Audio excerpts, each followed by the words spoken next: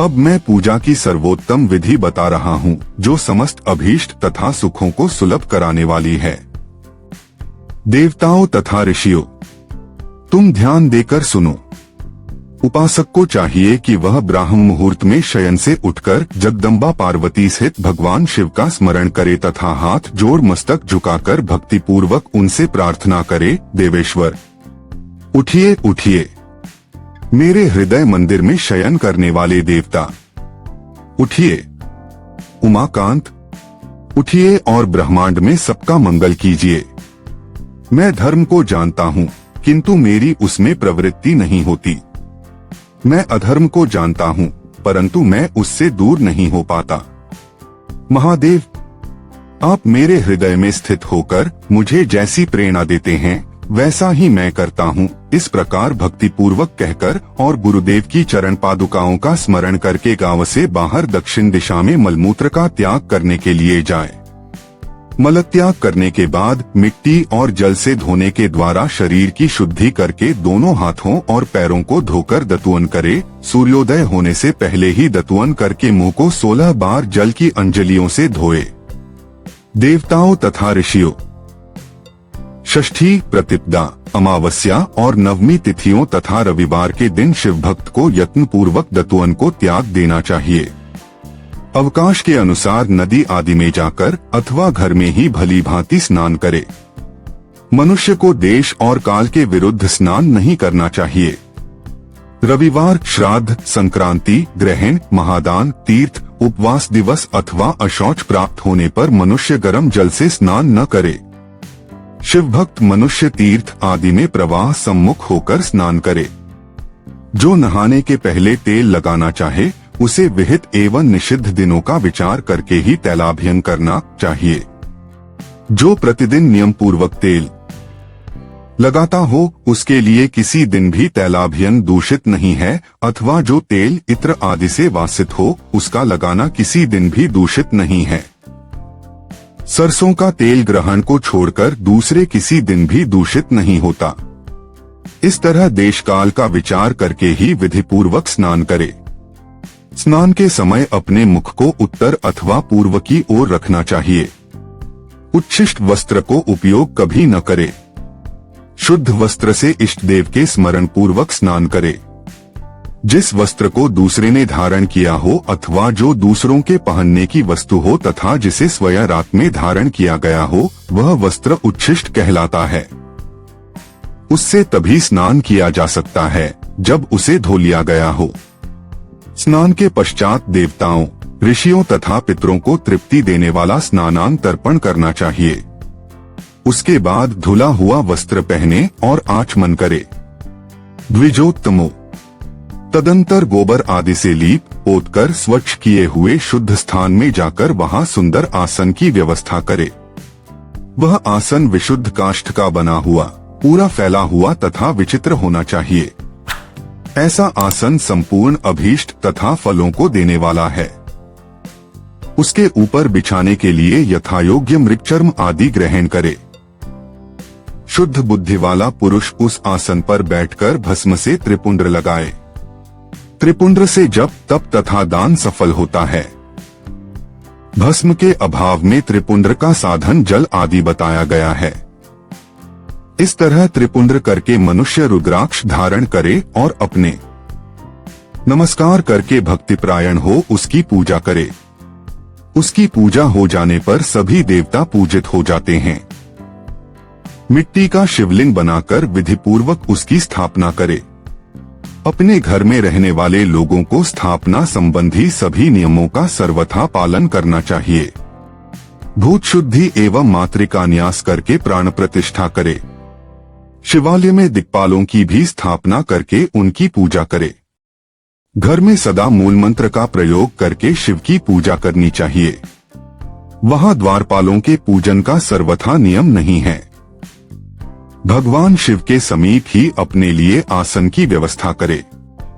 उस समय उत्तराभिमुख बैठकर फिर आचमन करे। उसके बाद दोनों हाथ जोड़कर तब प्राणायाम करे। प्राणायाम काल में मनुष्य को मूल मंत्र 10 आवृत्तियां करनी चाहिए। हाथों से 5 मुद्राएं दिखाए। यह पूजा का आवश्यक अंग है। इन मुद्राओं का प्रदर्शन करके ही मनुष्य पूजा विधि का अनुसरण करे। तदंतर वहां दीप निवेदन करके गुरु को नमस्कार करे और पद्मासन या भद्रासन बांधकर बैठे अथवा उत्तानासन या पर्यकासन का आश्रय लेकर सुखपूर्वक बैठे और पुनः पूजन का प्रयोग करे। फिर अर्घ्य पात्र से उत्तम शिवलिंग का प्रक्षालन करे। मन को भगवान शिव से अन्यत्र न ले जाकर पूजा सामग्री को अपने पास रखकर निम्नांकित मंत्र समूह से महादेव जी का आवाहन करे। आवाहन: कैलास शिखर स्थं च पार्वतीप्तिमुत्तमम् यथोक्त रूपिण शंभु निर्गुण गुरुपिणम् पंचवक्त्रं दशभुजं त्रिनेत्रं वृषभध्वजम् कर्पूर गौरं दिव्यांगं चंद्रमौलि कपर्दिनम् व्याघ्रचर्मोत्तरीयं च गच्चर्मांबरं शुभम् वासुक्यादि प्रीतांगण पिनाकाद्यायुधान्वितम् सिद्धयोष्टौ च यस्याग्रे नृत्यन्ति निरंतरम् जय जयति शब्दैश्च सेवित भक्त पुचकैः तेजसा दुस्सहेनैव दुर्लक्ष्य देव सेवितम् शरण्य सर्वसत्त्वाना प्रसन्न मुख पंकजम् वेदैः शास्त्रैर्यथागीतं विष्णु ब्रह्मनुतं सदा भक्त वत्सलमानंदन शिवमावाह्याम्यहम्।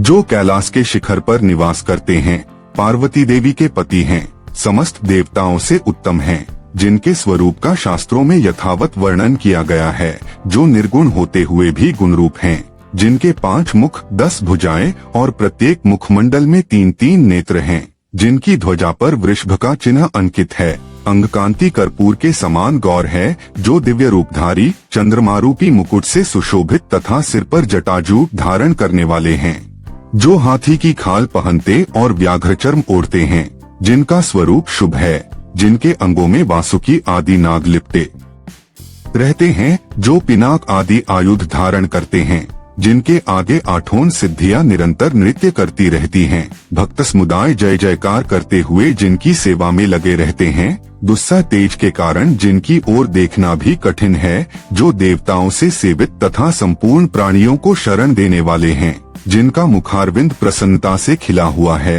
वेदों और शास्त्रों ने जिनकी महिमा का यथावत गान किया है, विष्णु और ब्रह्मा भी सदा जिनकी स्तुति करते हैं, तथा जो परमानंद स्वरूप हैं, उन भक्त वत्सल शंभु शिव का मैं आवाहन करता हूँ।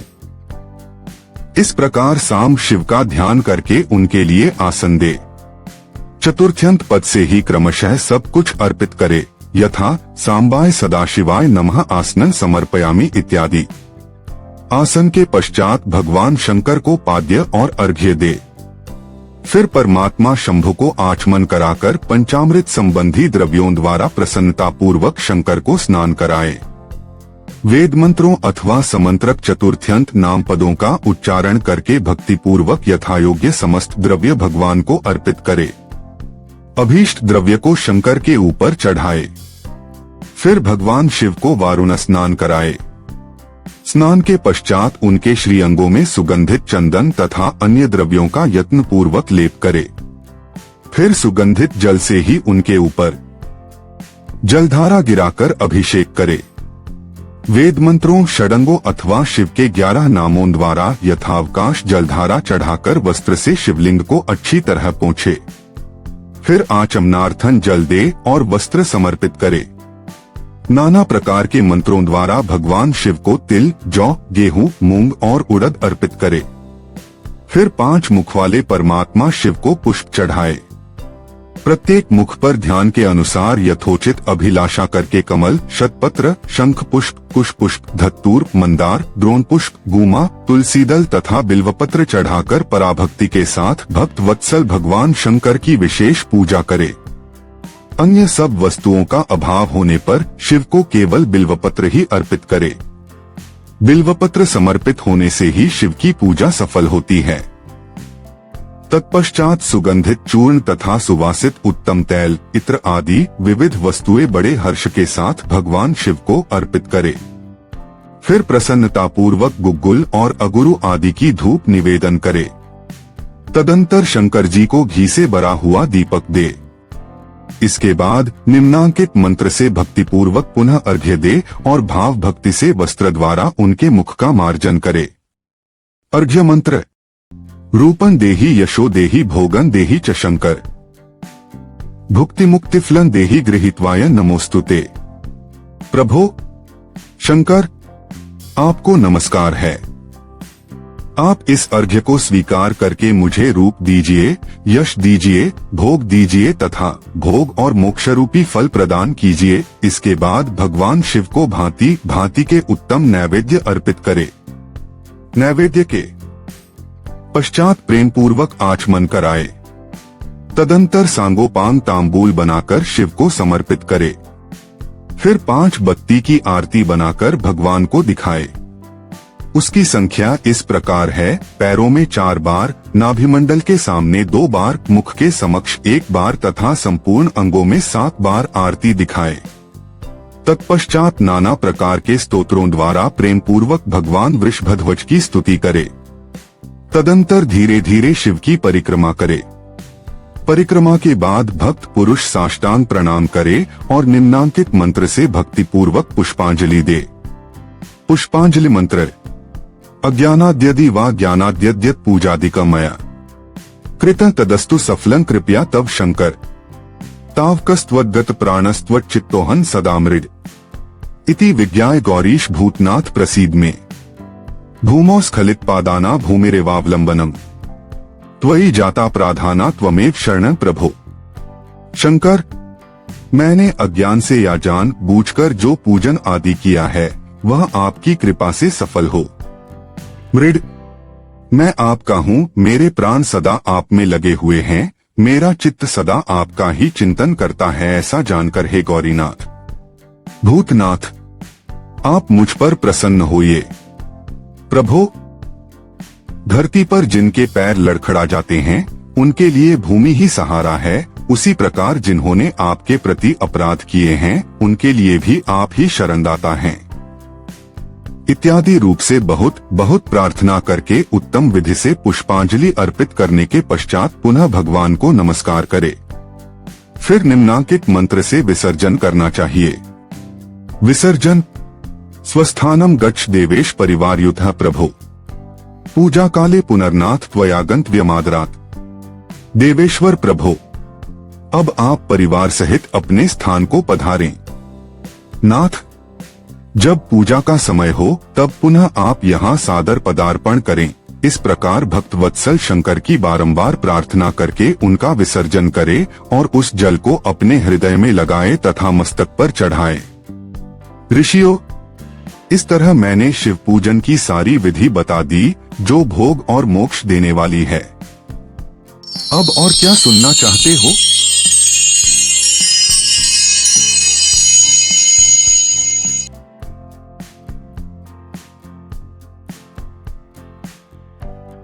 शिव पूजन की सर्वोत्तम विधि संक्षेप में: प्रातः ब्रह्म मुहूर्त में जागकर पार्वती सहित भगवान शिव का स्मरण करें और उनसे प्रार्थना करें। शुद्धि हेतु शौच, दंतधावन, स्नान आदि नित्य कर्म शास्त्रानुसार करें। शुद्ध वस्त्र पहनकर स्वच्छ स्थान में आसन बिछाए और भस्म या त्रिपुंड लगाए। गुरु का स्मरण कर संकल्प लें और गणेश, कार्तिकेय, द्वारपाल व माता पार्वती की पूजा करें। मिट्टी, धातु या रुद्राक्ष की शिव प्रतिमा शिवलिंग स्थापित कर प्राण प्रतिष्ठा करें। शिवलिंग का पंचामृत एवं जल से अभिषेक करें। पुष्प, बिल्वपत्र, धूप, दीप और नैवेद्य अर्पित करें। पंचबत्ती आरती, परिक्रमा और साष्टांग प्रणाम करें। अंत में पुष्पांजलि देकर क्षमा याचना करते हुए मंत्र पूर्वक शिव का विसर्जन करें। यह पूजन भोग और मोक्ष दोनों ही देने वाला है। वत्स, यदि यह पुराण कथा तुम्हारे हृदय को स्पर्श करे तो इस ज्ञान यज्ञ को आगे बढ़ाओ। पुराण वाणी को सब्सक्राइब करो ताकि सतत रूप से तुम धर्म मार्ग पर अग्रसर हो सको। हर दिवस नूतन प्रसंग, नूतन प्रेरणा। हर हर हर महादेव। कल्याण भवतु। भगवान शिव आपका सदा मंगल करें।